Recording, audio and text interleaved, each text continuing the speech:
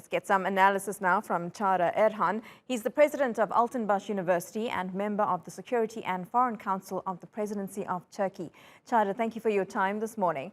Now, on Thursday, Turkey's Foreign Minister Mevlut Çavuşoğlu sent letters to EU foreign ministers. He spoke to others on the phone, all ahead of today's meeting of EU leaders, or EU foreign ministers rather. Now, Çavuşoğlu stressed Turkey's position on exploration in the Eastern Mediterranean. What kind of influence do you think this will have on today's meeting? I think it will have an extraordinary influence because, all of the EU members does not share the same views with the Greece and French approach to the Mediterranean, particularly when it comes to international maritime law. Turkey's position is fully depending on the main principles of maritime law. And when it comes to the exclusive economic zone limits in Mediterranean, international maritime law says the longer coastal length will make a larger area of exclusive zone.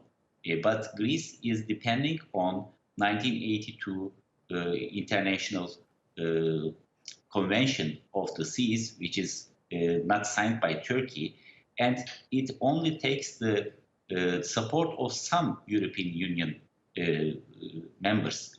When we go back to 2 weeks ago, the Chancellor of Germany made a phone call with President Erdogan and asked him to come together with Greece around the table and make negotiations on the issue. And Turkey accepted this. And in order not to escalate the situation in the region, Turkey then put back its exploration ship, Oruc Reis, to its port. But unfortunately, Greece missed this opportunity.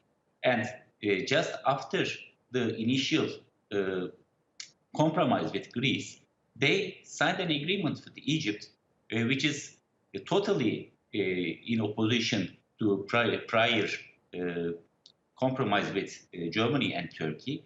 And they missed an opportunity to sit down around the table and start a new tour of explorative talks, which was cut since 2016.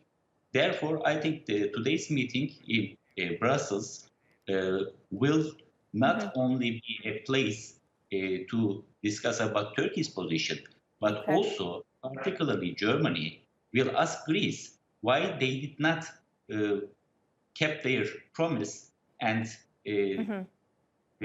find a way to solve the problems on the table by negotiating with Turkey.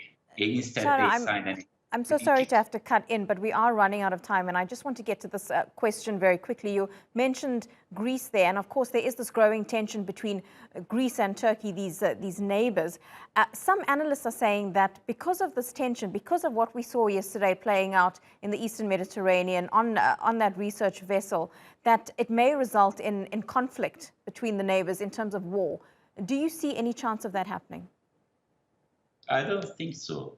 There will be a war between Greece and Turkey. These two NATO members in the past had some tough times. I recall 1996 Kardak crisis.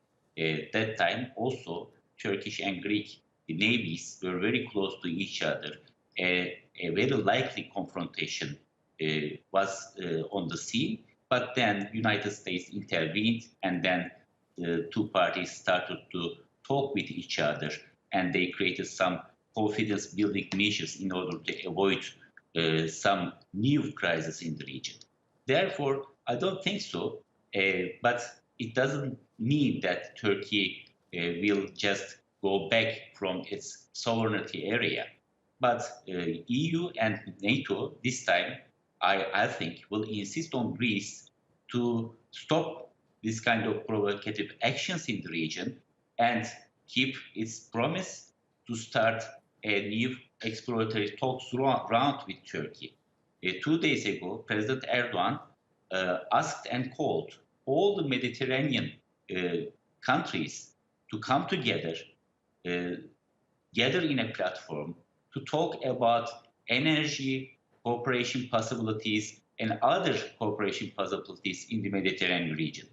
Greece and France should be a part of it, not to reject this historic call of President Erdogan. And we hope that's a call that all countries will heed. Chara, Erhan, thank you for that analysis.